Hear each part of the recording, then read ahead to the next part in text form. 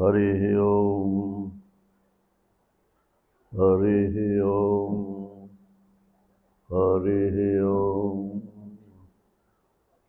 गुरुर्ब्रह्मा गुरुर्विष्णु गुरुर्देवो महेश्वर गुरु साक्षात् परब्रह्म तस्मै श्री गुरुवे नमः। शंकरं शंकराचार्यं केशवं बादरायणं सूत्रभाष्यकृतौ वन्दे भगवन्तौ पुनः पुनः।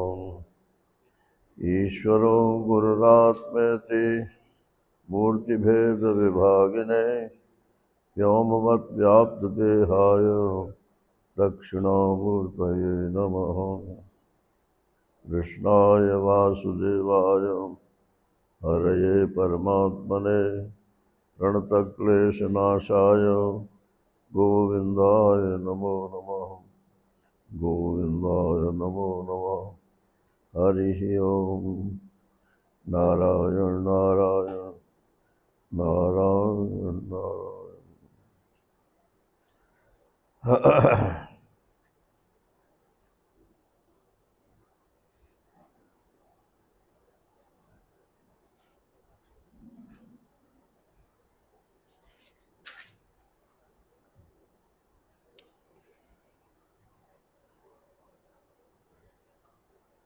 मुंडक उपनिषद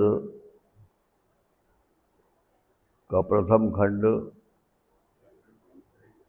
प्रथम मुंडक, इसमें बात यहाँ तक पहुँची थी कि अपरा विद्या और परा विद्या दो प्रकार की विद्याएं होती है। एक तो वो शब्द की पहुँच जहाँ तक है वो अपरा विद्या है, और एक शब्द से परे शब्द का जो लक्ष्यार्थ है वहाँ तक जो पहुँचा दे वो परा विद्या है दोनों विद्या ही, लेकिन एक उल्ली पार छोड़ देती है, एक पल्ली पार छोड़ देती है। जैसे नाव दो प्रकार की हो, बोले भाई कहाँ जाना है, कि पल्ली पार जाएंगे, कि ये पल्ली पार नहीं जाएगी, ये तो यहाँ से 1 किलोमीटर दूर इसी रास्ते पर चले जाओ, पल्ली पार जाने के लिए दूसरी नाव है। तो ये पल्ली पार जाना जो है यही परा विद्या है, और उल्ली पार ही रहते हुए इसी में शब्द जाल में फंसे रहे, ये अपरा विद्या है। तो परा विद्या के बारे में शुरुआत की थी कि वो परा विद्या का जो विषय है वो परम तत्व परब्रह्म है। छठे श्लोक में इसका वर्णन किया था। यत्तद् अदृश्यम अग्राह्यम अगोत्रम अवर्णम अचक्षु अश्रोत्रम तदपाणिपादम नित्यम विभुम सर्वगतम सुसूक्ष्मम तत् अव्ययम यद भूत योनिम परिपश्यन्ति धीराः। तो भूत योनि जब कह दिया, भूत योनि माने भूत का कारण, तो ये परा विद्या हुई कि अपरा विद्या हुई?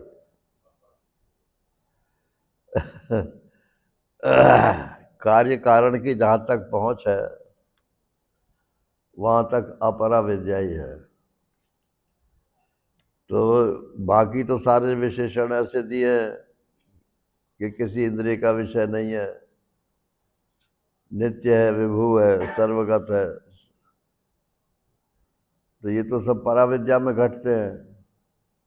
और यद भूत योनिम, ये अपरा विद्या में घटता है। तो परिपश्यन्ति धीरा, जो धीर पुरुष है वो इसको दोनों को एक ही देखते हैं। जो ब्रह्म है वही ईश्वर रूप से सृष्टि का कारण बनता है। अगर कारणता इष्ट हो तो, और अगर कारणता इष्ट नहीं है, अब ये रुमाल कहाँ से आया, कहीं से भी आया सही, हमें मतलब नहीं है इससे। तो ये किसने बनाया, कौन से धागे का है, इसको जानने की क्या जरूरत। तो जो पराविद्या वाले हैं वो कार्य कारण में अपनी बुद्धि को नहीं खपाते। वो क्या है, वस्तु क्या है, ये पराविद्या का विषय है। और वो वस्तु कैसी है, उसके क्या गुण है, ये अपराविद्या का विषय है। तो यहाँ दोनों बातें बोल दी। परिपश्यन्ति धीरा में भूत योनिम भी है और किसी इंद्रिय का विषय भी नहीं है। इसका अर्थ ही ये हुआ कि जो पराविद्या है और जो अपराविद्या है उसमें ऐसा कोई विभाग नहीं है कि ब्रह्म जो है वो सृष्टि का कारण नहीं हो सकता, वो तो बिल्कुल निर्गुण निराकार निर्धर्मक ही रहेगा, उसका स्वरूप है वो। लेकिन अगर कोई कारण मानोगे तो ब्रह्म को ही कारण मानना पड़ेगा। अन्य कारणवाद का खंडन करने के लिए ब्रह्म को कारण बताया जाता है। ये जन्माद्यस्य यथा, ये जो लक्षण ब्रह्मसूत्र में बनाया, इसलिए थोड़ी बनाया कि वो उसका वास्तविक कारण है। माने अन्य कारणों का निषेध करने के लिए कारणता का अध्यारोप भी ब्रह्म में ही करना है, और फिर वो उसका निषेध कर देने पर शुद्ध ब्रह्म शेष रह जाता है। वो आत्मा से भिन्न नहीं अनुभव में आता। और जहाँ तक कारणता का प्रश्न है, वहाँ तो आत्मा से अनुभव वो परे ही रहेगा। कभी किसी को ये अनुभव नहीं हो सकता कि मैं सृष्टि का कारण हूँ।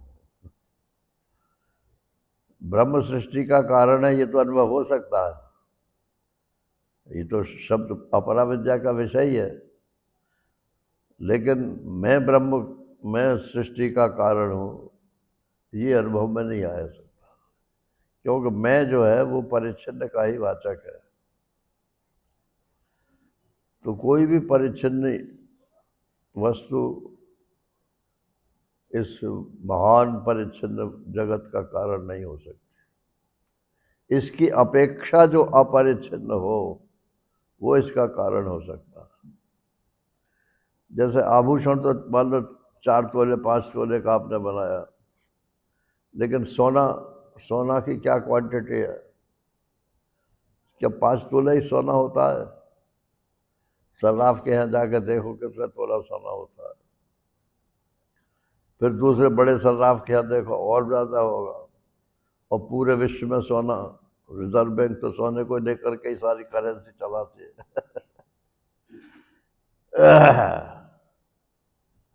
और इसके अलावा भी सोना है जो रिजर्व बैंक में नहीं है। तो सोना तो अनंत रह रहा है। तो कारणता जो है वो तो परिच्छिन्न सोने की है। तो परिच्छिन्न में जो है वो उसमें कारणता अध्यारोपित करके उसका निषेध किया जाता है। तो ये जो धीर पुरुष है वो ही इसको देख पाते हैं।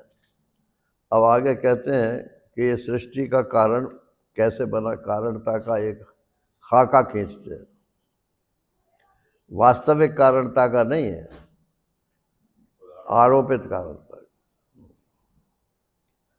सृष्टि के कई प्रकार के कारण हो सकते हैं, एक कारण इस प्रकार का भी है। तपसा चीयते ब्रह्म,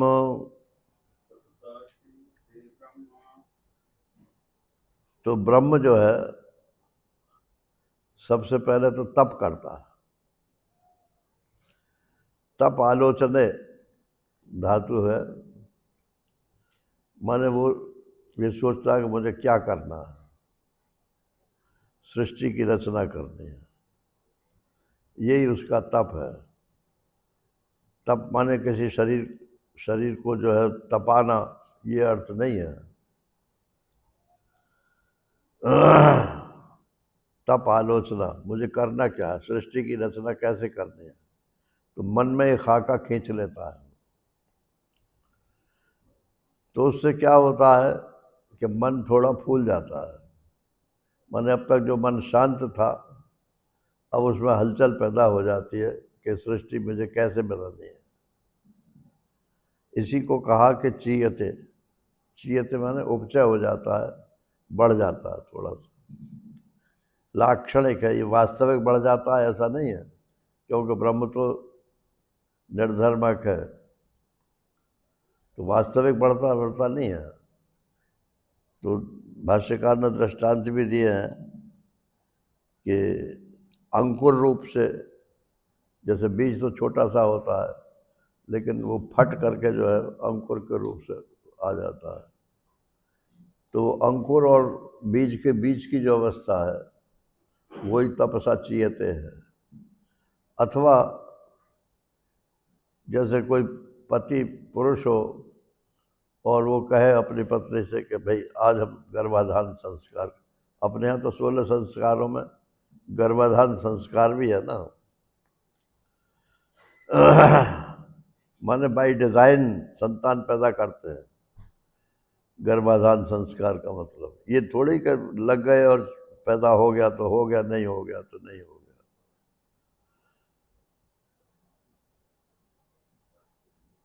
तो जैसे पति जब चाहता है कि आज संतान पैदा करें हम, तो थोड़ा खुश खुश हो जाता है, तो ऐसे वो चीयते मैंने फूल जाता है। तो पहले तप किया उसने और फिर चीयते फिर बढ़ जाता है। तो किस रूप से बढ़ जाता है कि ततो अन्नम अभिजायते, उसके बाद उसमें अन्न की उत्पत्ति हो जाती है। तो अन्न तो अद्यते इति अन्नम, जो खाया जाए उसको अन्न बोलते हैं। और तैत्तरीय उपनिषद में तो कहा अद्यते अत्तिवा, जो हमको खा जाए उसको भी अन्न कहते हैं। अरे जरूरत से ज़्यादा खाओगे तो शरीर में सड़न पैदा करेगा ना, और वो शरीर के पतन का हेतु होगा। तो यहाँ अन्न का मतलब अव्यक्त है। सबसे पहले सृष्टि की उत्पत्ति होती है तो अव्यक्त बोलते हैं। अव्यक्तात् व्यक्तया सर्वः प्रभवत्य अहरागमे। सृष्टि का जब प्रारंभ होता है सुबह को, तब अव्यक्त से व्यक्त होता है सृष्टि। तो एक तो अव्यक्त वस्तु हुई, उसका जैसे किसी का नाम अव्यक्त हो, स्वामी अव्यक्तानंद हो गए। नारायण। और एक अव्यक्त माने जिसमें कोई व्यक्ति पहचान नहीं स्थापित हो, है लेकिन पहचान नहीं है। तो जो मूल है सृष्टि का, उसमें ये नहीं है कि यहाँ ये पुरुष है, यहाँ ये स्त्री है, यहाँ ये पशु है कि पक्षी है। सबके बीज पड़े हुए हैं उसमें, और उन बीजों में कोई, अरे ये जो बीज बेचते हैं ना, मैंने एक दफ़े एक बीज वाले से बात की थी, परिचित था वो, तो उसने सब बीजों के ऊपर वो कार्ड लगा रखे थे। मैंने इतने सारे कार्ड क्यों लगा रखे हैं भाई? बोले जी हम बीजों को पहचान बेचते हैं, पहचानते नहीं है। कई बीज ऐसे होते हैं जो बिल्कुल लगभग एक से होते हैं। अब वो कोई मांगे कोई दूसरा बीज और हम कोई दे दे दूसरा बीज, तो ये तो हमारी दुकानदारी खत्म हो जाएगी।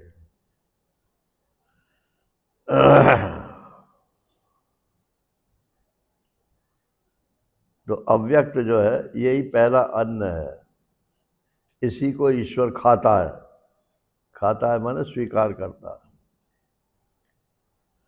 जैसे संतान उत्पत्ति के लिए पहले पति जो है वो पत्नी को खाता है, उसके बाद संतान की उत्पत्ति होती है। खाने का मतलब मुंह से खाना नहीं होता है, भोगता है, ये अभिप्राय है।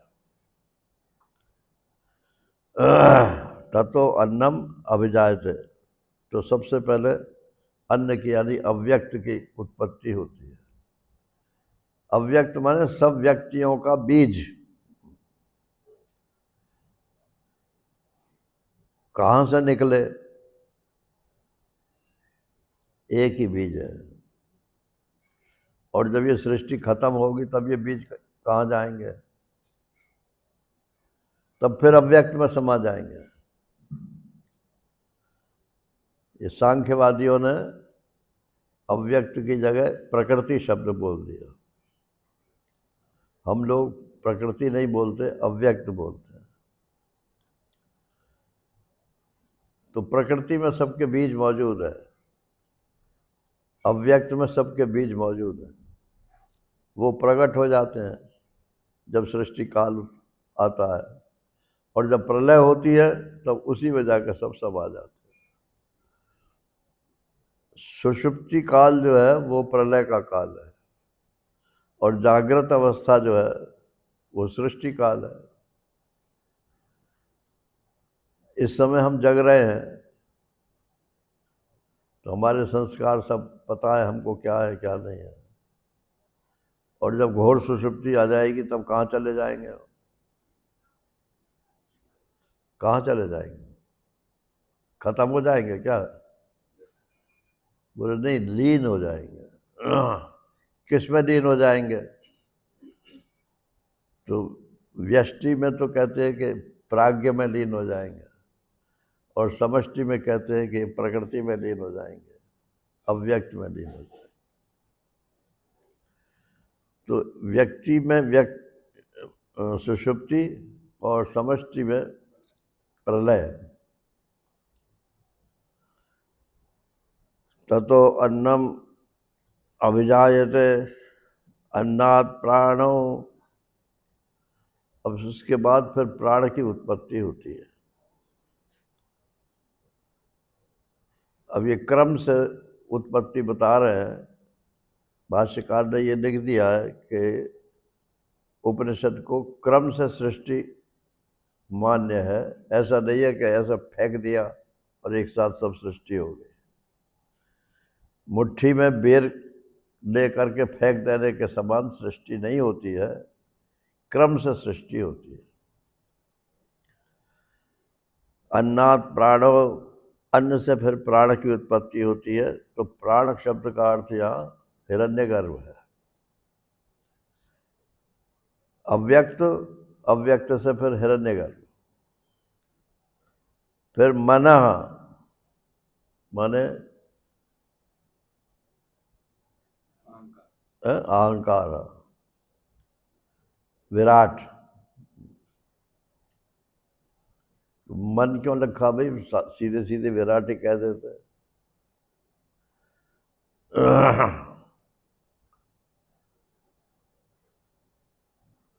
तो नाम तो कुछ भी रखो, अब इसका नाम अन्न ही क्यों रख दिया?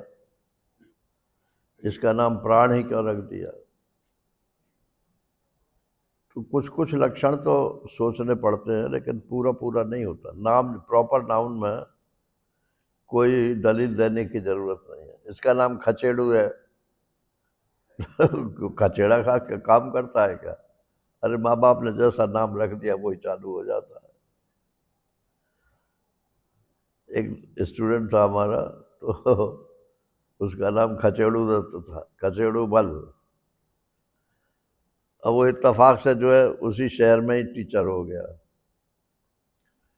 तो एक दिन वो घूमने में मिल गए, तो मैंने अपनी जरा काबिलियत दिखाने के लिए उसका नाम लेकर उसका कहा, मैंने कहा आइए खचेड़ू दत्त जी। तो वो हाथ जोड़ के बोला, सर अब मैं खचेड़ू दत्त नहीं हूँ। मैंने कहा अब क्या हो भाई? कि अब मैं राजकुमार हूँ। मैंने कहा ऐसा क्यों? कि मैं टीचर हो गया था तो बच्चे जो है मेरी हंसी उड़ाते थे, खचेड़ू दत्त खचेड़ू दत्त। तो मैंने फिर मैंने कहा इसमें तो आपको बहुत कुछ करना पड़ा होगा। कि हाँ, वो तो सब अखबारों में देना पड़ता है, एफिडेविट लगाना पड़ता है, कोर्ट से जो है स्वीकृति होती है। ऐसे ही नाम थोड़ी बदल जाता है। तो अब वो खचेड़ू बल की वजह राजकुमार हो गए। तो what is there in a name, Shakespeare साहब कहते हैं कि नाम में क्या धरा है, कुछ भी कर दो।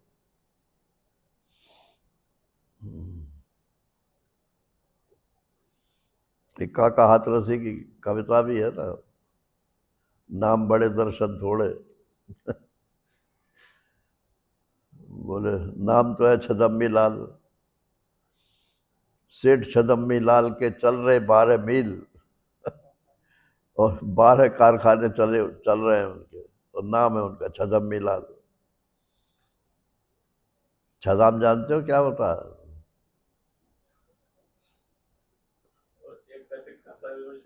पहले चलते थे ना ये। हाँ। पाई से भी कम छोटा होता है। तो अन्नात प्राणो, अन्न से प्राण हुआ माने अहंकार, अहंकार से फिर मन हुआ, फिर सत्य पंचभूत हुए। इस संसार को सच्चा क्यों मालूम पड़ता है? शरीर सच्चा मालूम पड़ता है, इसलिए संसार सच्चा मालूम पड़ता है। ये कौन है? इसमें जो ये पंचभूत है, ये सच्चे मालूम पड़ते हैं, इनमें बदल नहीं होती है। इसकी वजह से ये शरीर सच्चा मालूम पड़ता है, और फिर इसकी वजह से ये संसार सच्चा मालूम पड़ता है। तो ये आपस में ऐसे ही चलता रहता है।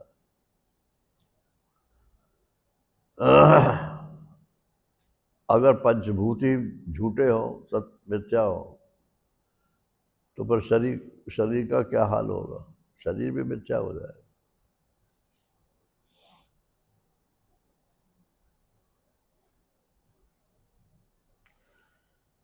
कल किसी ने बोल दिया था यहाँ, बाधित बाधित, मिथ्या नहीं बाधित। तो मैंने इनसे पूछा, बन के भाई बताओ बाधित माने क्या है और मिथ्या माने क्या है?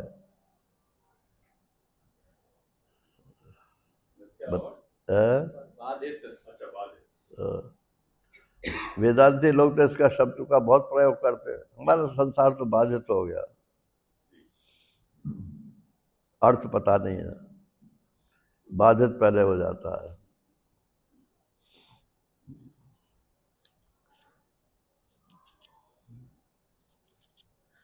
वध एव बाधित, वध एव बाधा। जैसे किसी को मार दो, वध कर दो, तो मृता प्राय हो जाए, उसको कहते हैं बाधित। मरा तो नहीं है, लेकिन अब वो सिर नहीं उठा सकता, उसको कहते हैं बाधित। और मिथ्या अधिष्ठान, अब ये परिभाषा है, अधिष्ठान अनिष्ठ अत्यंताभाव मिथ्यात्वम।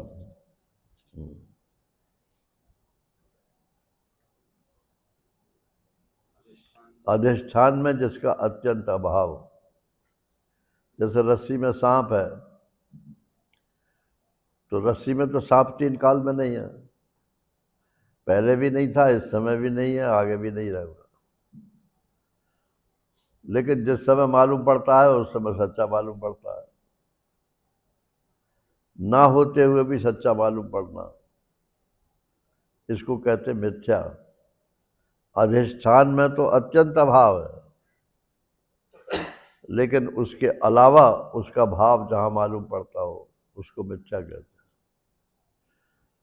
तो हमारा संसार बाधित हो गया, तो मृता प्राय हो गया क्या?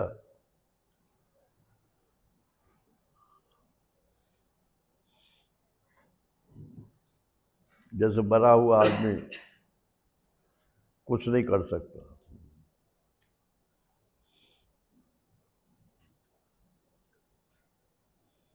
संसार में जब तक वैल्यूज है कि ये अच्छा है, ये बुरा है, ये उपयोगी है, ये अनुपयोगी है, तब तक बाधित नहीं है वो।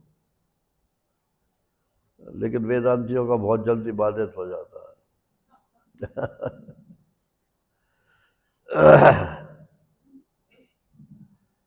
अच्छा तो बोले मिथ्या बोलो, फिर बाधित मत बोलो। मिथ्या बोल सकते हैं बशर्ते के अधिष्ठान में अत्यंत अभाव का आपको अनुभव हो। अधिष्ठान का ही अनुभव नहीं है नारायण, तो उसमें है कि नहीं है ये, इसका ही कैसे अनुभव हो जाएगा?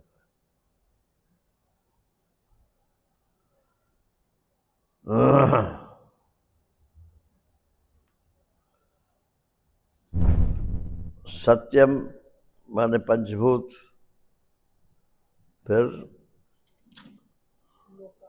लोका, इस संसार के लोक जितने भी है, और कर्मसु, फिर इस लोक में कर्म, च अमृतम, कर्म का फल। ये अमृत क्यों कहा इसको, कर्म के फल को? हाँ, 100 करोड़ साल में भी कर्म का फल नष्ट नहीं होता, सिर्फ बाधित होता है। फल नष्ट नहीं होता। अब मान लो कोई कर्म ऐसा किया है हमने पहले, या हुआ है, कुछ भी मान लो, और उसके वजह से हाथ हमारा उठता नहीं है,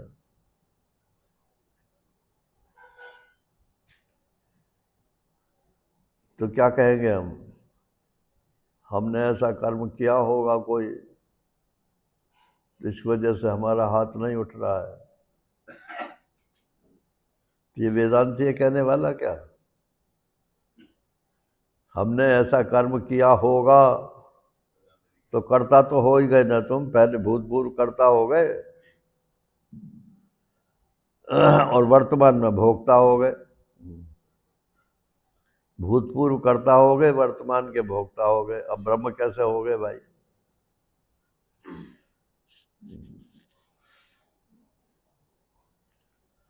तो कर्म फल तो नष्ट नहीं होगा, लेकिन फल आएगा और वो आपको सुखी दुखी नहीं कर सकता। ये अगर कर्म का फल ना होवे तो सृष्टि की रचना की कोई जरूरत ही नहीं है। यहाँ सब कर्म के बंधन में है। सिर्फ जो तत्वज्ञानी है वही इस कर्म के बंधन से अपने को मुक्त समझते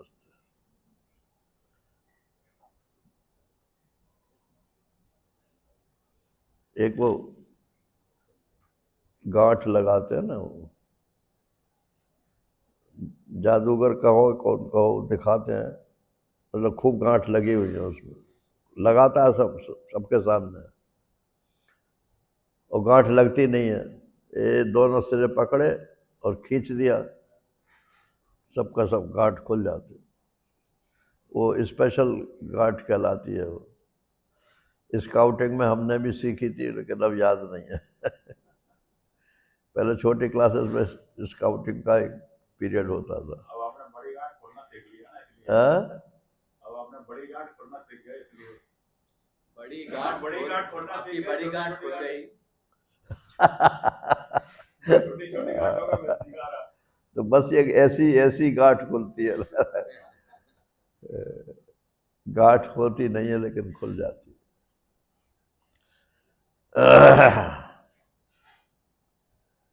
तो ये कर्म का फल, इसे कम नहीं आंकना चाहिए। इसीलिए धर्म जो है, शंकराचार्य जी के सिद्धांत में धर्म और उपासना, इनका यथोचित स्थान है। अगर आप अधर्म करते हो तो उसका फल आपको भोगना पड़ेगा। तत्वज्ञानी हो तो भी भोगना पड़ेगा। नया कर्म कर रहे हो ना, तो बिना अपने को कर्ता माने हुए तो आप कर्म कर नहीं सकते हो, कर्तव्य भाव तो हो रहा है ना, बना ही रहेगा।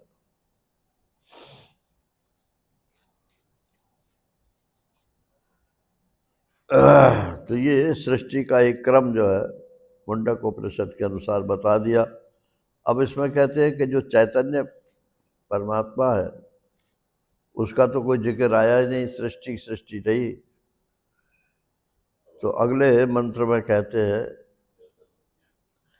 यह सर्वज्ञ सर्ववित् यस्य ज्ञानमयं तपः तस्मात् एतद् ब्रह्म नाम रूपम अन्नम च जायते।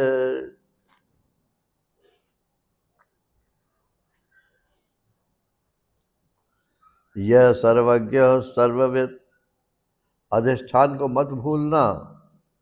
सृष्टि को चाहे जैसे मान लो, कोई बात नहीं, चाहे रस्सी में सांप मानो और चाहे रस्सी में माला मानो और चाहे रस्सी में भूछिद्र मानो, कुछ भी मानो, लेकिन अधिष्ठान रस्सी को मत भूलना।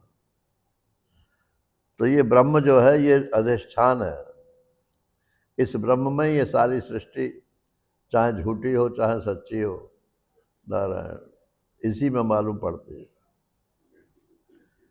यह सर्वज्ञ, वो ब्रह्म कैसा है कि वो सर्वज्ञ है और सर्ववित् है। दोनों लगभग एक से ही शब्द हैं। सर्वज्ञ माने भी यही होता है सबको जो जान ले, और सर्ववित् माने भी यही होता है जो सबको जाने। और एक ही जगह दोनों शब्द दे रखे हैं, तो भाष्यकार ने दो अर्थ कर दिए इसके। सर्वज्ञ माने सुषुप्ति में जो आपको शेष रहता है,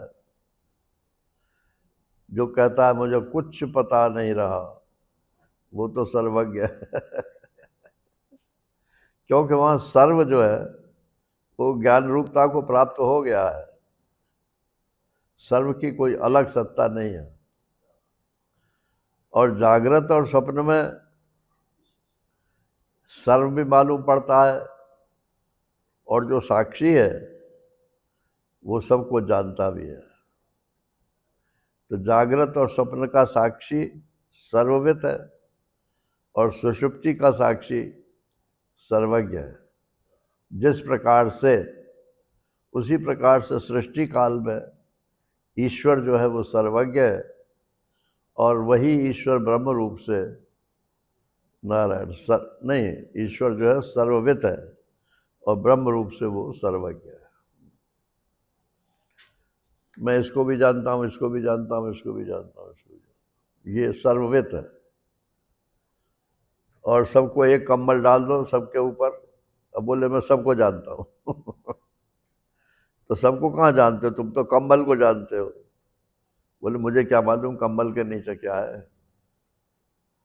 कंबल को जानता हूँ तो इसलिए इस कंबल के नीचे जो कुछ है सब जानता हूँ। उसको सर्वज्ञ बोलते हैं। प्राय लोक में सर्वज्ञ उसको कहते हैं। अच्छा बता मेरी भैंस कहाँ है इस समय। मेरी भैंस खो गई थी। एक स्वामी वामदेव जी ने किस्सा सुनाया, जो कि हम अलीगढ़ के पास खैर जगह है, तो वहाँ चातुर्मास कर रहे थे। तो एक आदमी का बैल जो था वो खो गया, किसान था। तो वहाँ सत्संगी लोग भी बैठे थे। तो बैल ढूंढता ढांढता आया वो, बोले भैया हमारा बैल तो नहीं आया यहाँ। तो सब गांव के लोग थे, तो बोले नहीं नहीं यहाँ पे नहीं आया, मगर भैया जल्दी से ढूंढ लीजो, अगर वो महात्माओं को टोले में चला गया तो फिर 3 काल में नहीं मिलेगा। क्योंकि महात्माओं के यहाँ तो 3 काल में सृष्टि होती नहीं है।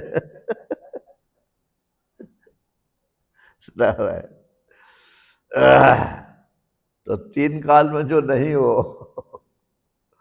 वो तो सुषुप्ति वाला है, और जो सब कालों में अलग अलग ढंग से मालूम पड़ता हो वो जागृत और स्वप्न वाला है, सर्वविद है। ईश्वर को तो सब मालूम रहता है कौन क्या कर रहा है, लेकिन ब्रह्म अपना सोता रहता है। अब ब्रह्म ईश्वर है कि ईश्वर ब्रह्म है? दोनों एक ही है कि अलग अलग है? क्या ख्याल है?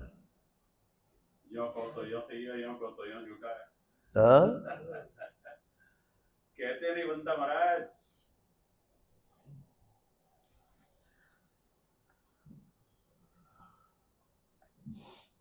वस्तु एक ही है, नाम दो है।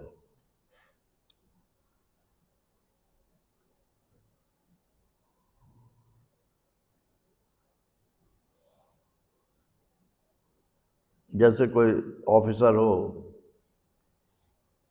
तो ऑफिस में तो वो ऑफिसर के नाम से जाना जाता है, और घर पे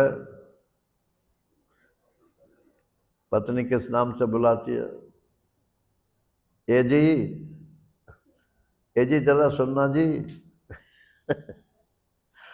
अब उसका नाम ए जी है कि वो ऑफिसर?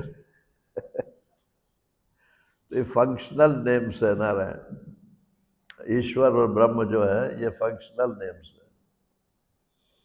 सृष्टि के संबंध से उसी को ईश्वर बोलते हैं, और जहाँ सृष्टि तीन काल में है ही नहीं उसको वो ब्रह्म बोलते हैं। महाराज जी, फिर भी इसको इस तरह कहा जा सकता है कि ईश्वर ब्रह्म ही है, हाँ। ब्रह्म ईश्वर ही है, ये नहीं कहा जा सकता। अच्छा, क्यों? अब आप खुद ही सोच विचार कर लीजिए, समझ में आ सदैव जाएगा। सोम। नहीं, अध्यारोप में तो यही कहा जाए, क्योंकि ब्रह्म कारणवाद सिद्ध नहीं होगा फिर अगर ब्रह्म को ईश्वर नहीं मानोगे। नहीं, मैंने वाक्य आपने शायद आपको सुना नहीं पाया। ब्रह्म ईश्वर ब्रह्म ही है, ब्रह्म ईश्वर ही है, ऐसे नहीं कह सकते। सदैव सौम्य इदम अग्रह आसित के हिसाब से नहीं कह सकते, कह सकते। महाराज जी, ये एक एग्जाम्पल था, उस मेरे को कुछ याद आया है। हाँ? एक एग्जाम्पल याद आया है हाँ। कि बैठा हुआ सर्प जो है वो ब्रह्म है, और चलता हुआ जो सर्प है वो ईश्वर है। चलो फिर बोलिए। बोले बैठा हुआ सर्प ब्रह्म है और चलता हुआ सर्प ईश्वर है। अच्छा, चलो फिर भी अच्छा है। ठीक है।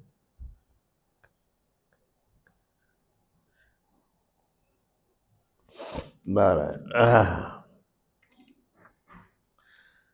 तस्मात् एतद् ब्रह्म नाम, इसलिए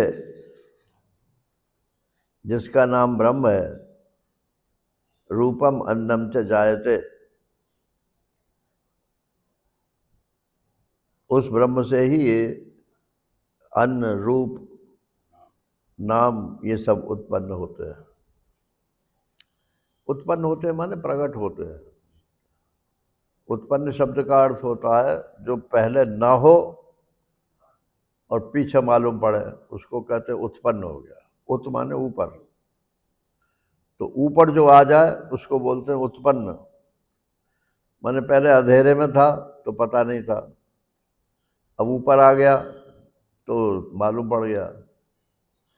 तो ये सृष्टि का जितने भी नाम रूपात्मक सृष्टि है, ये सब पहले अव्यक्त थी। अव्यक्त थी माने मालूम नहीं पड़ती थी। उस मालूम ना पड़ने से के बाद जो है सब मालूम पड़ने लगा। तो वो जो अव्यक्त ब्रह्म है, उस अव्यक्त ब्रह्म से ये सारी सृष्टि उत्पन्न होती है। अभी मैंने गीता का श्लोक बोला ना, अव्यक्ताद् व्यक्तया सर्वा प्रभवत्य हरागम। दिन की जब शुरुआत होती है, मैंने सृष्टि की प्रारंभ जब होता है, तो अव्यक्त से ही सब सृष्टि व्यक्त हो जाती है। अव्यक्तादीन भूतानि मध्य, क्या है? अव्यक्तादीन भूतानि व्यक्त मध्यानि भारत, अव्यक्त निधनान्येव तत्र का परिदेवना। पहले भी अव्यक्त था, बाद में भी अव्यक्त रहेगा, बीच में व्यक्त मालूम पड़ता है, उसके लिए क्या रोना धोना।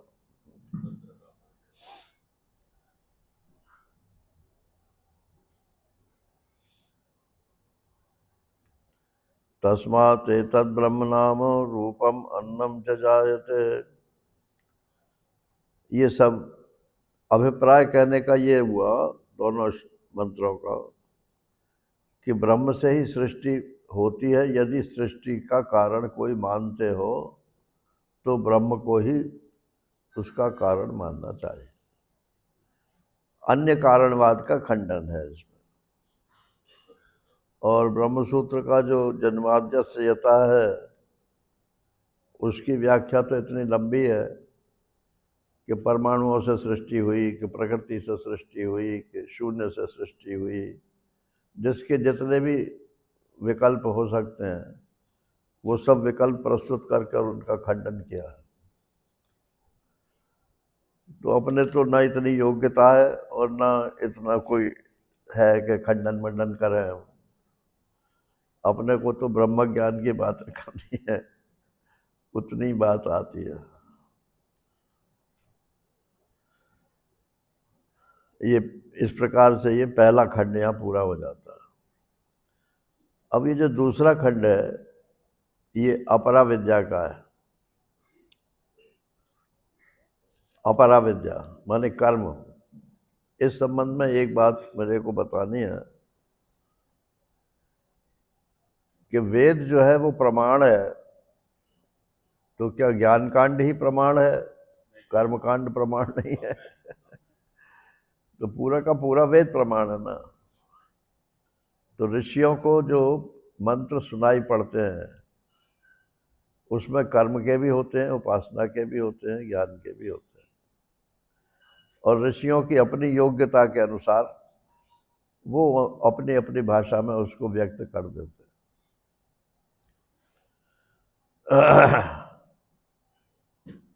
तो इसलिए इनको कम नहीं आंकना चाहिए।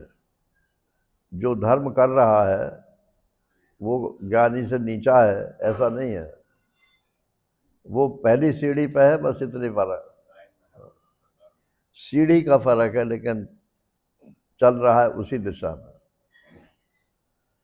तो कर्म माने तो ये कर्म कांड जो होता है जिसमें अग्नि के माध्यम से उपासना की जाती है, लेकिन इसका मुख्य उद्देश्य लोक में सुख और परलोक में सुख, लोक परलोक सुधार, इनके हनुमान प्रसाद पोद्दार इनके 4-5 खंडों में पुस्तक है लोक परलोक सुधार। तो उसमें सब धर्म और भक्ति इन्हीं की बात कही गई है। 4-5 पुस्तक है छोटे छोटे।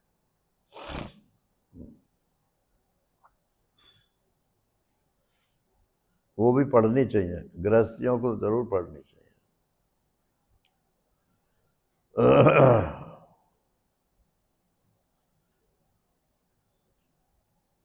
तो ऋषियों ने सुना कि यज्ञ करना चाहिए, तो कर्मकांड चालू हो गया। क्यों करना चाहिए? बोले इस लोक में सुख मिले, क्या है, या तो अभ्युदय निश्रेय सिद्धि से धर्म। इस लोक में अभ्युदय हो, विकास हो, और निश्रेयस माने परलोक में सुख मिले, ये लक्ष्य लेकर के कर्मकांड करना चाहिए।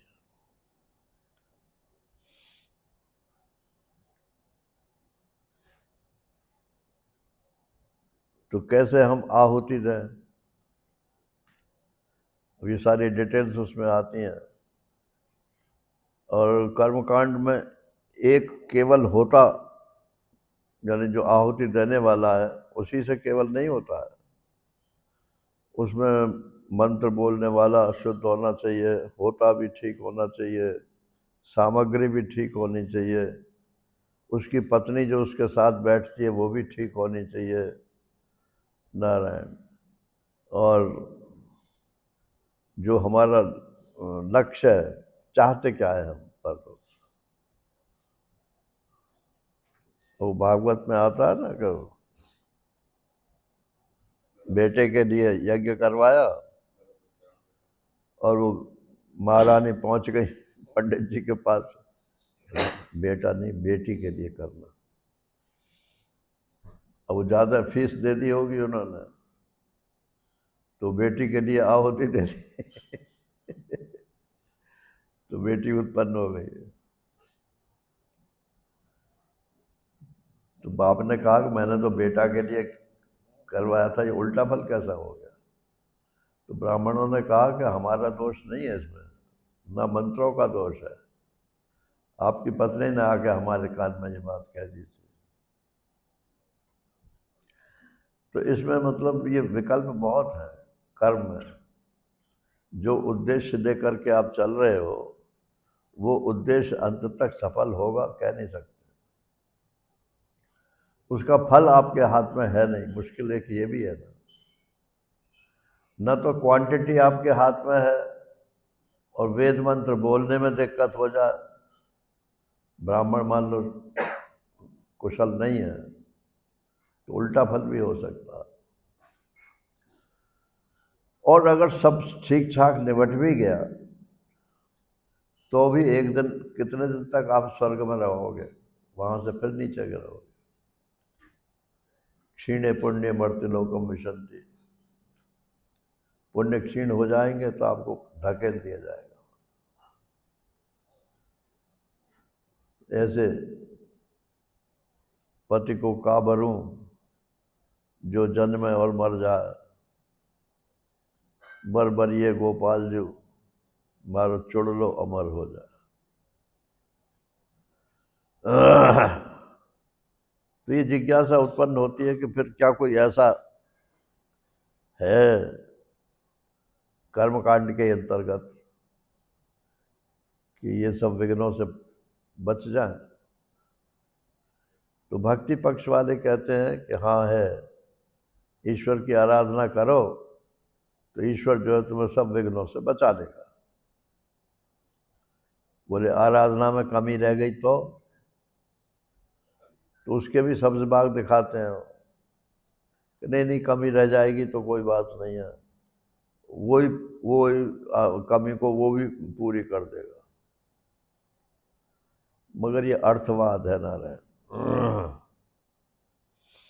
अर्थवाद ये पारिभाषिक शब्द है।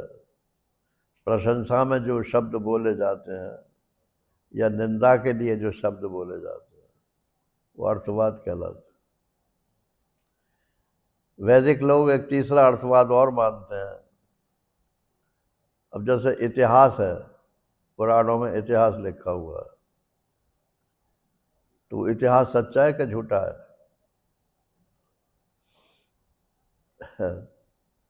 बोले वेद में तो उनका जिक्र है, इसीलिए पुराणों में जिक्र है। तो बोले इसलिए झूठा तो नहीं है। जब वेद में है तो झूठा तो नहीं है, लेकिन है वो अर्थवाद, माने हमने उसको कॉपी कर दिया। तो 3 प्रकार का अर्थवाद माना गया है: प्रशंसा सूचक, निंदा सूचक, और एक डिट्टो जैसा है वैसा लिख दिया, फल से हमें कोई मतलब।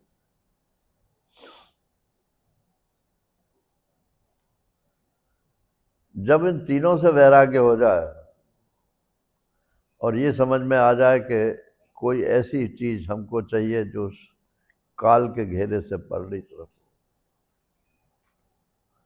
तब ये तत्व ज्ञान की बात उठती है नारायण, उससे पहले नहीं उठती है। इसलिए लोगों को तत्व ज्ञान अच्छा भी नहीं लगता है।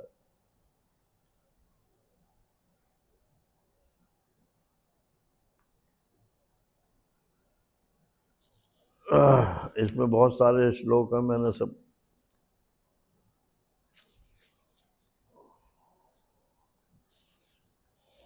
जो मुख्य श्लोक है उसकी तरफ आ रहा हूं।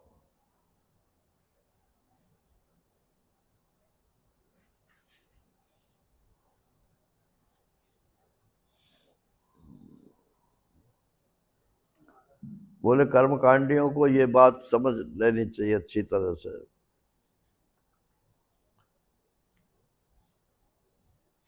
अविद्यायाम अंतरो वर्तमाना स्वयं धीरा पंडितम मन्यमाना जंगन्यमाना पर्यन्ति मूढ़ा अनन्येनैव नीयमाना यथांधा।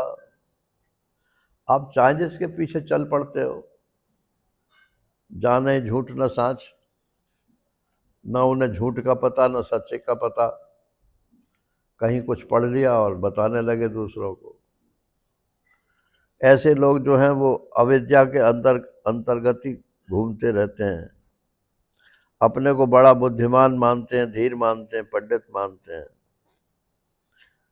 वो खुद भी भटकते हैं और दूसरों को भी भटकाते हैं। जैसे कोई अंधा अंधे को रास्ता बतावे तो दोनों कुएं में जाकर गिरेंगे।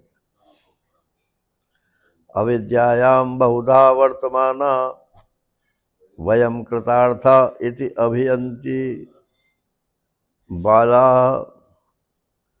यत्कर्मिणो न प्रवेदयन्ति रागात् तेनातुरा क्षीण लोकाश्च्यवन्ते।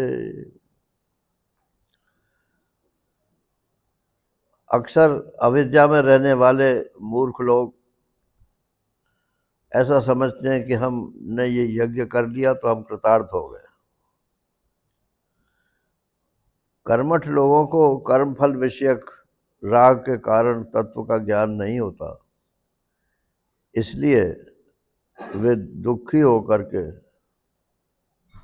फिर कर्मफल जब क्षीण हो जाता है तो स्वर्ग से गिर जाते हैं। इतनी बात जब समझ में आ जाए तब ज्ञान में रुचि होती है, और जब रुचि हो जाए तब क्या करें। ये 12वां मंत्र है इसका। परीक्ष लोकान कर्मचितान ब्राह्मणो निर्वेदमायात नास्त्या कृता कृतेन तद विज्ञानार्थम स गुरुवेवाभिगच्छेत् समितपाणि श्रोत्रियम ब्रह्मनिष्ठम। अब ये विधि बता रहे हैं तत्व ज्ञान के लिए। जैसे कर्मकांड की भी विधि होती है, ऐसी तत्व ज्ञान की भी विधि होती है, लेकिन इस विधि में पाप पुण्य का नहीं होता है। मान लो आप कुछ लेकर नहीं गए गुरुजी के पास, समित पाणी लिखा है ना इसमें, आप ऐसे चले गए और गुरुजी ने आपको स्वीकार कर दिया, तो फिर समित पाणी हुए नहीं हुए इसका कोई मतलब नहीं है। मतलब इसमें क्षीणता नहीं हो, हानि नहीं होती है। ये पराविद्या का विषय है, ये अपरा विद्या का नहीं है। अपरा विद्या में तो लीक की महानता होती है। तो परीक्ष लोकान कर्म चितान, इसमें चितान पाठ भी है और जितान पाठ भी है।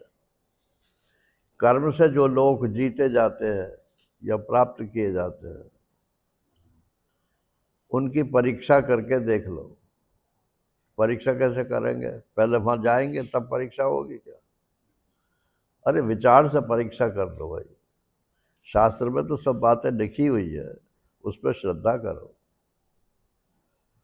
श्रद्धावान लभते ज्ञानम तत्परा संयतेन्द्रिय। तो श्रद्धा नहीं होगी तो न ज्ञान होगा न कर्म होगा। मैंने तो ये अनुभव किया है कि इतने हम लोग ज्ञान के पीछे पड़े हुए हैं, तो ज्ञान होता क्यों नहीं है? श्रद्धा नहीं है।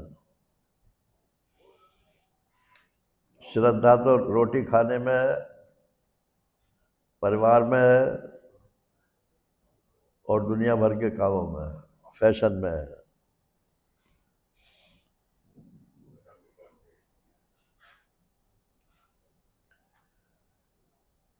बहुत प्रीत पुजाए वे पे पूजी वे पे थोरी। तुलसीदास जी ने लिखा कि अपने को पुजाने की तो बहुत प्रीति है, हमको सब लोग ज्ञानी माने, लेकिन पूजी वे पे थोरी।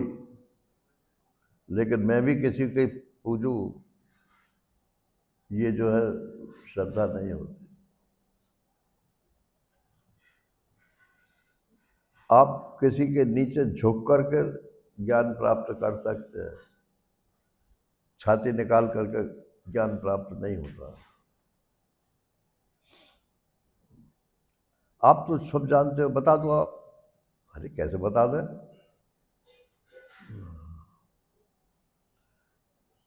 महाराज श्री ने एक बात सुनाई है। बोले हमसे किसी ने कहा, सेठ ने, महाराज जी आप तो ज्ञानी हो, आप तो महात्मा हो, आपको तो कुछ चाहिए नहीं, आप अपना ज्ञान मुझको दे दीजिए।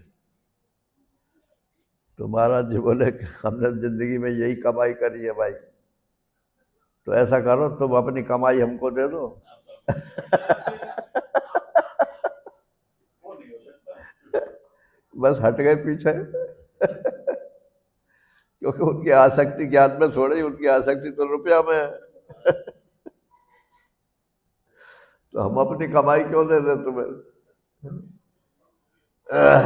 बाप अपनी कमाई बेटे को देता है, और बेटा नालायक निकल जाता है उसको भी नहीं देता। मरने के बाद डांट ठोक के ले ले वो बात दूसरी है, जीते जी तो उसको हक नहीं दे। तो परीक्षा करके देख ले कि जो लोग कर्म से प्राप्त होते हैं, चाहे इस लोक के हो और चाहे परलोक के हो, वो तो सब नष्ट होने वाले हैं। लोक्यते इति लोका, जिसमें थोड़ा प्रकाश हो उसको लोक बोलते हैं। तो जो योनियां हैं ये भी लोक ही कहलाती हैं। असुरिया नाम ते लोका अंधेन तमसावृता। तो ये जो योनियां हैं, अब बताओ, ये कीड़े मकोड़े घूम रहे हैं और ये डर रहता है किसी का पैर न पड़ जाए, कितनी जिंदगी है उसकी।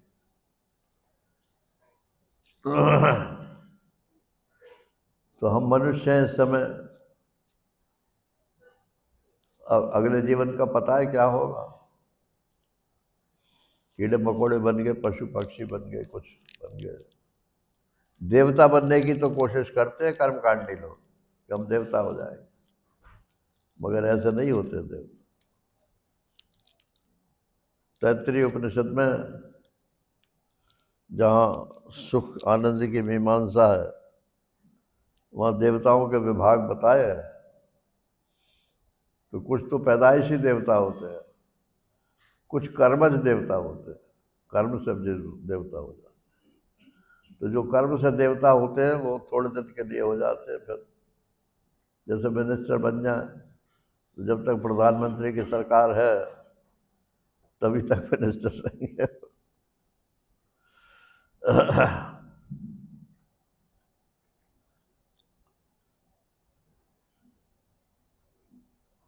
ये योनियां जो हैं, जो ईश्वर कृपा करके देता है, वो कर्म फल के हिसाब से नहीं देता, वो योग्यता के अनुसार दे देता। तो परीक्षा करके देख लो भाई कि कर्म से जो लोक माने योनियां प्राप्त होती हैं वो तो सब खत्म होने वाली हैं, अनित्य है, उनके सुख सब अनित्य है। ऐसा जान करके ब्राह्मणों निर्वेदम आयात, ब्राह्मण जो है उनसे वैराग्य को प्राप्त हो जाए। निर्वेद माने वैराग्य। ब्राह्मणी क्यों लिखा? बोले ब्राह्मण को तो वैराग्य हो भी जाएगा, लेकिन बाकी वर्णों में वैराग्य होना बहुत मुश्किल है। वहाँ वैराग्य की शर्तें होंगी, और जो असली ब्राह्मण होगा वो बिना शर्त वैराग्यवान ही होता है।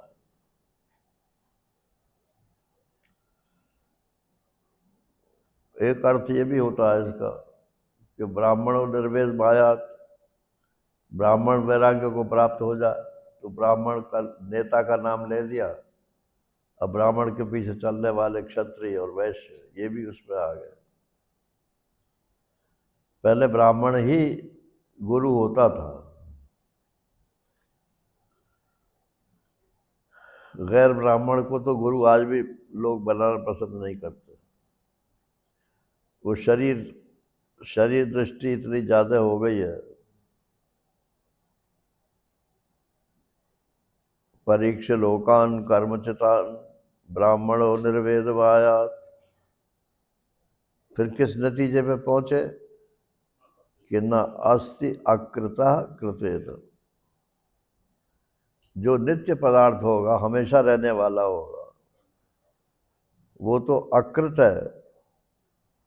तो अकृत को हम कृत से प्राप्त नहीं कर सकते, अनित्य को नित्य से, नित्य को अनित्य से प्राप्त नहीं कर सकते। इसलिए कर्म बहुत अच्छी चीज़ है, उपासना बहुत अच्छी चीज़ है, लेकिन इनके सब फल जो है अनित्य है। हमें अनित्य फल नहीं चाहिए भाई। तुम्हें चाहिए तुम करो, हम मना कब कर रहे हैं।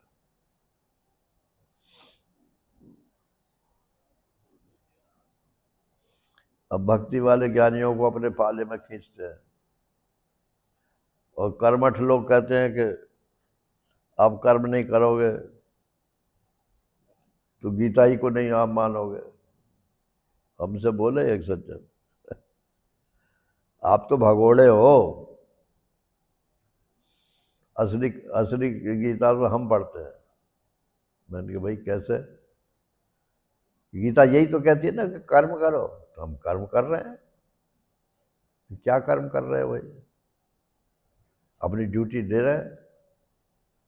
परिवार में कौन कौन है? तो 4-5 तो बच्चे हैं।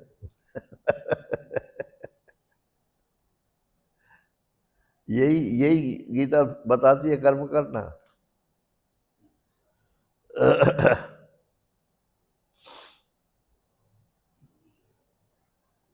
क्योंकि आप तो भगोड़े हो, भाग गए। नास्त्य कृतः कृतेन। अकृत वस्तु जो नित्य वस्तु है, वो कृत अनित्य वस्तु से प्राप्त नहीं हो सकती। कर्म से जो प्राप्त होगा वो अनित्य ही हो, और कर्म में उपासना शामिल है। कर्म से जो प्राप्त होगा वो भी अनित्य होगा, उपासना से जो होगा वो भी अनित्य होगा। बोले ऐसा कैसे? कि ऐसा ऐसे कि जो देगा आपको वो वापस भी दे सकता है। तेषाम हम समुद्धरता मृत्यु संसार सागरात। भगवान ने कहा कि तुम मेरे पास आ जाओ, मैं तुमको संसार सागर से पार कर दूंगा। अच्छा हो गए साहब पार, तो फिर संसार सागर में डाल नहीं सकते क्या वो? अरे नारद जी का प्रसंग सुना कल कि नहीं सुना? तो वो तो उनके नंबर 1 भगत थे। तो जो निकालता है वो उसमें डाल भी सकता है। इसलिए कर्म और उपासना से वो वस्तु प्राप्त नहीं हो सकती जो ज्ञान का फल है। तद विज्ञानार्थम। अब उस ज्ञान की प्राप्ति कैसे हो? कि विज्ञान के द्वारा हो। विज्ञान माने बुद्धि। वो प्राप्त ही है, लेकिन हम जानते नहीं हैं। तो बुद्धि में कोई फेर पड़ गया है जिसकी वजह से नहीं जानते हैं। उस फेर को निकाल देना, जान जाएंगे। उसी को विज्ञान बोलते हैं ना, विशेष ज्ञान हो जाना।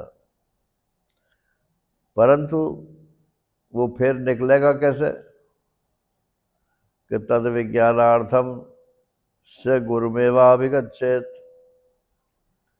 गुरु जी की कृपा से निकलेगा। अब गुरु जी की कृपा ये है कि उनके चरणों में सिर रगड़ो, और वो सिर तुम्हारे सिर पे हाथ धर दें तो हो जाएगा कल्याण। ये गुरुडम वेदांत में नहीं चलता ना।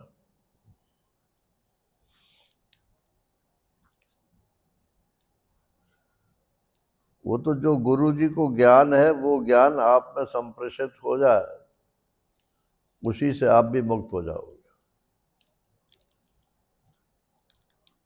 और अभी जैसे मैंने कहा, महाराज श्री ने कहा कि भाई अपनी कमाई हमें दे दो और हमारी कमाई तुम ले लो।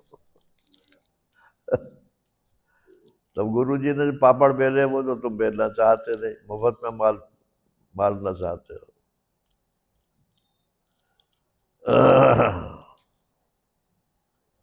तद विज्ञानार्थम स गुरुमेवाभिगच्छेत।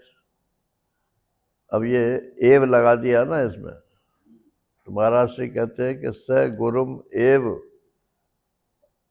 अभिगच्छेत, और अभिगच्छेत एव, गुरु जी के ही पास जाए और जाए ही जाए, गुरु जी को घर पे ना बुलावे। घर पे बुला के तो कुछ काम धंधा छूटा ही नहीं, गुरु जी का काम धंधा छुड़ा दिया।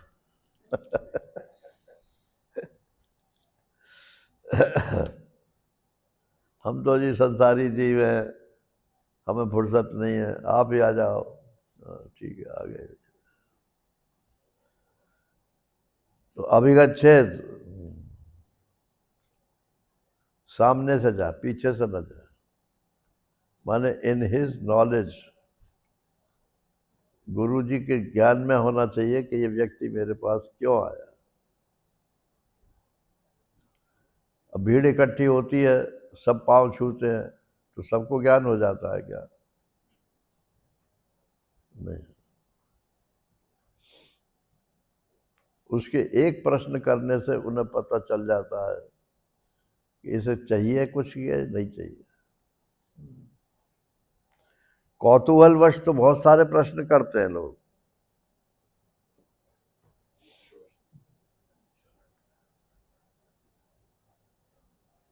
ज्ञान किसे कहते हैं, अज्ञान किसे कहते हैं,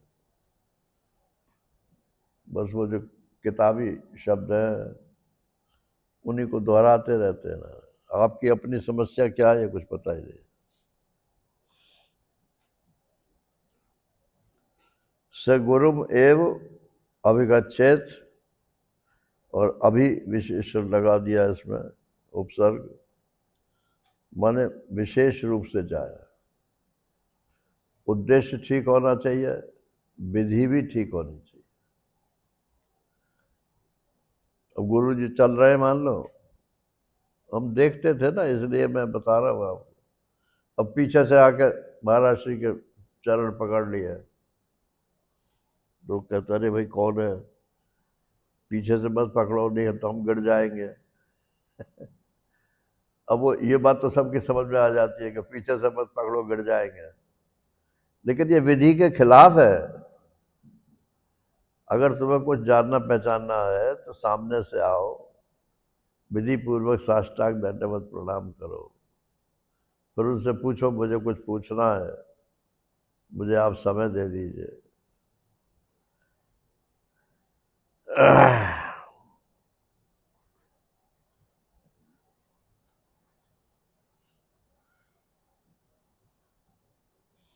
क्या है श्लोक?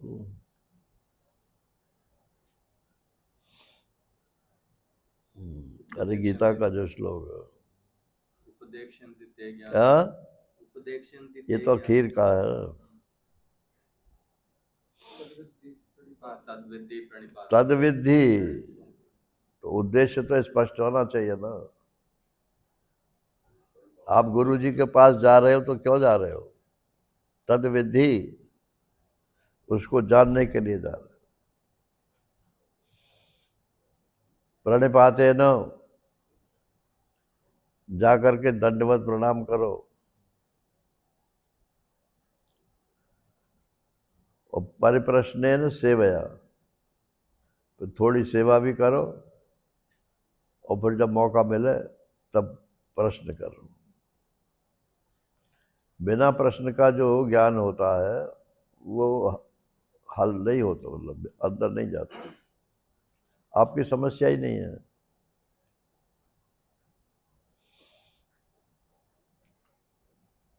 स गुरुमेवाभिगच्छेत, समित पाणी ही, श्रद्धा का प्रतीक जो है कुछ हाथ में दे के जाओ। श्रोत्रियम ब्रह्मनिष्ठम, ये गुरु जी का लक्षण है। वो गुरु जी श्रोत्रिय होने चाहिए, माने उपनिषदों के जानकार होने चाहिए। श्रोत्रिय माने कुछ भी पढ़ा हो ऐसा नहीं है, उपनिषद विद्या का पूर्ण जानकार होने चाहिए, और उस विद्या में उनकी बुद्धि परिनिष्ठित होनी चाहिए, जमी हुई बुद्धि होनी चाहिए। ब्रह्मनिष्ठम, ब्रह्म माने वेद भी है, ब्रह्म माने सगुण ब्रह्म भी है। ब्रह्मनिष्ठम का मतलब जो ब्रह्म का स्वरूप है, निर्गुण निराकार निर्धर्मक, उसमें परिनिष्ठित जिनकी बुद्धि है, ऐसे गुरु जी के पास जाओ। बोले ऐसे गुरु जी पहले तो ढूंढे कि कहाँ है, कौन है, और फिर उसमें भी धोखा हो जाए। हम तो समझते हैं कि ये पूर्ण है और निकले धूर्त। आजकल ये गुरुडम बहुत चल रहा है, मेरी तो तबीयत कांप जाती है। गुरु शिष्य संबंध तो है अपने शास्त्र में, लेकिन तुम गुरु की गुलामी करने का नहीं है।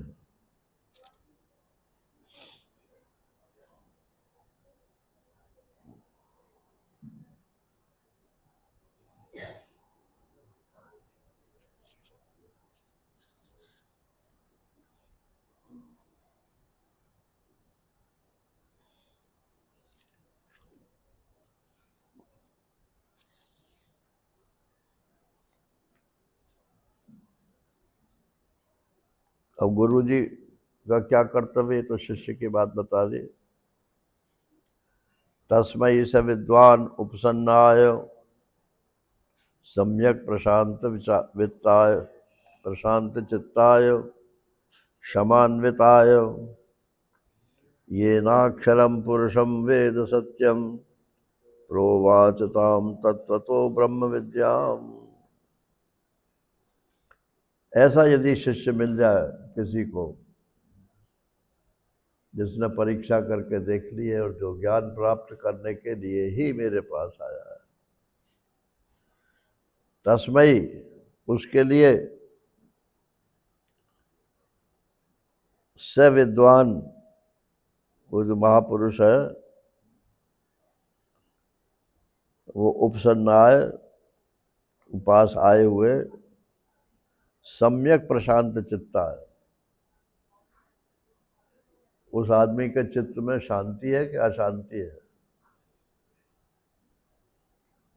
ये मालूम पड़ जाता है नारायण।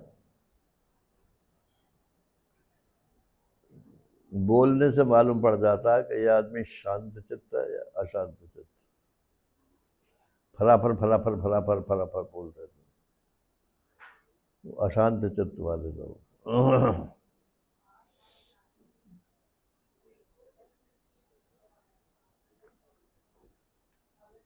शब्दों का उच्चारण ठीक नहीं करते, जल्दी जल्दी बोलते हैं, अपना मंतव्य स्पष्ट नहीं है, क्यों पूछ रहे हैं, क्या पूछ रहे हैं।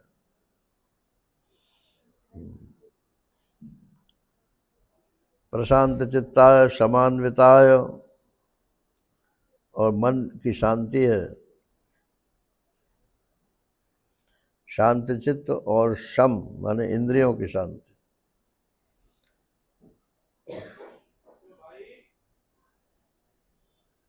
उस ऐसे शिष्य को वो गुरुजी प्रोवाचताम तत्वतो ब्रह्म विद्याम, वो गुरुजी उसको ब्रह्म विद्या का तत्वतः उपदेश करें।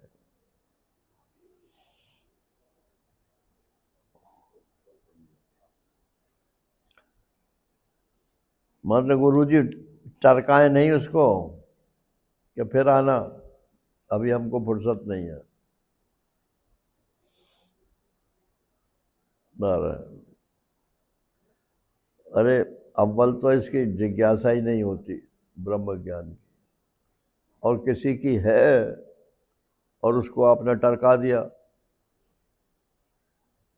तो पता नहीं दोबारा कब उसमें ब्रह्म ज्ञान की जिज्ञासा होगी।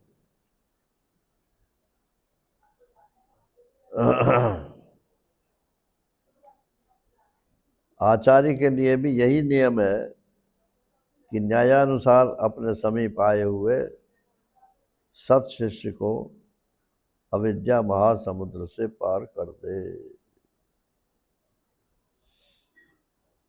अब इसके ये दो पहले मुंडक का दूसरा खंड खत्म हो जाता। अब दूसरे मुंडक का ये चालू होगा। अब यहाँ से पराविद्या का ही विषय है सारा। हरि ओम पूर्णमदः पूर्णमिदं पूर्णात् पूर्णमुदच्यते पूर्णस्य पूर्णमादाय पूर्णमेवावशिष्यते। ओम शांति शांति शांति। हरि ओम श्री गुरुभ्यो नमः। हरि ओम। अभी इसमें 10 मिनट रह गए।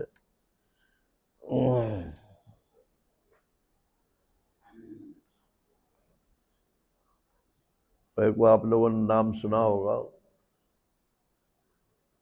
रेडियो पे, फिल्मों में भी आता था। बैकग्राउंड एक्टर नहीं था, गाता था। CH आत्मा, उसकी आवाज इससे सहगल, केएल सहगल। हाँ, सहगल और मुकेश इनसे मेल से मिलती थी। उसकी भारी आवाज थी। तो उसका एक भजन था, आया था किस काम को, क्यों सोया चादर तान के। ये कबीरदास के ऊपर एक पिक्चर थी, उसमें उसने ये गाया था। तो मेरे को वो पंक्ति बड़ी अच्छी लगी। तो ये मैंने जो CRV लिखी थी, तो इसमें हर एक के साथ ये आया था कि इस काम को जोड़ दिया।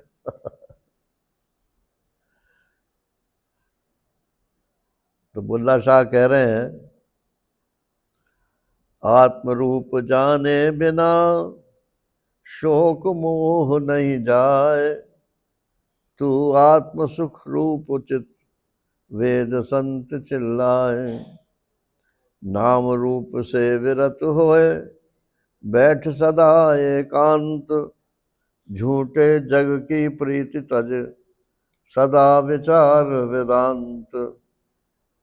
निर इच्छा की बेड़ी सो मन वश करिए डार, मैं बुद्धि का साक्षी बारंबार विचार।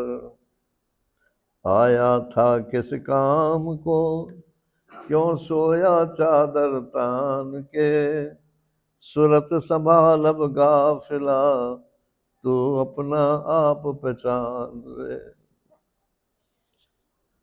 एक और सुना देता हूँ, सो टाइम पूरा हो जाता।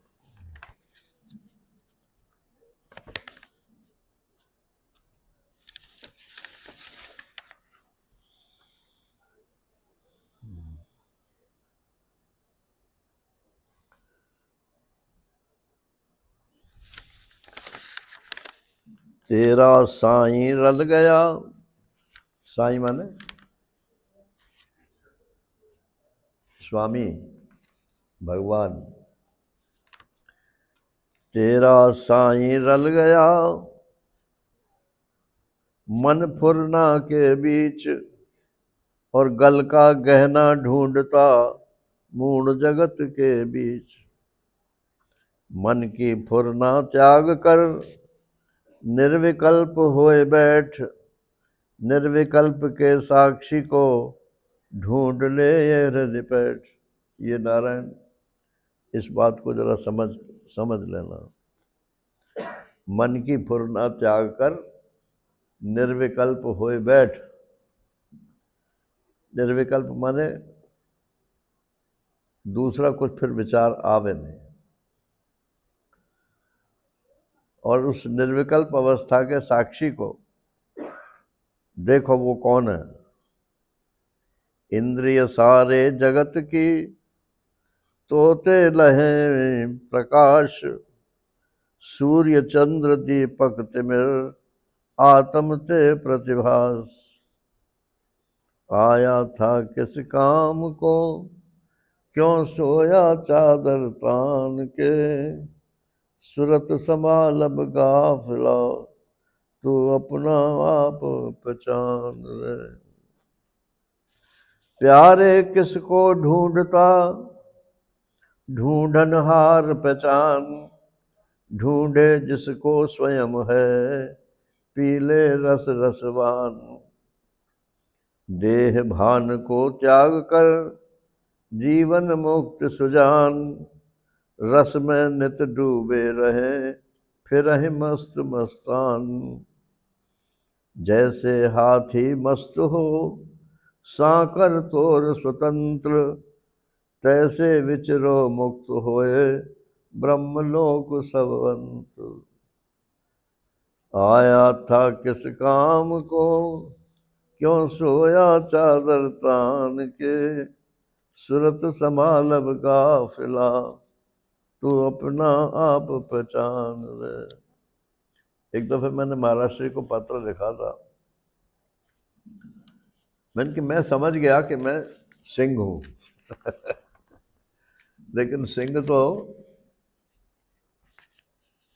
सर्कस सर्कस के पिंजड़े में बंद रहता है तो क्या ऐसे ही मैं सिंह हूं? वेदांत केसरी तो हो गए, मगर पिंजड़े के सिंह हूं क्या? तो फिर जब मैं उस समय, वो तो महाराष्ट्र तो बम्बई में थे, जब वो वृंदावन आए तो फिर मैं जब पहुंचा उनके पास तो बोले, आओ भाई सर्कस के शेर सर्कस का जो पिंजड़ा है उसको तोड़ दो, तब शेरपना तुम्हारा सिद्ध होएगा।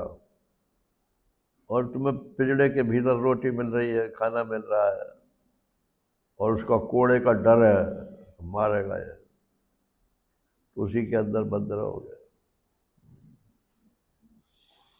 नारायण। हरि ओम तत्सत, हरि ओम तत्सत। नारायण।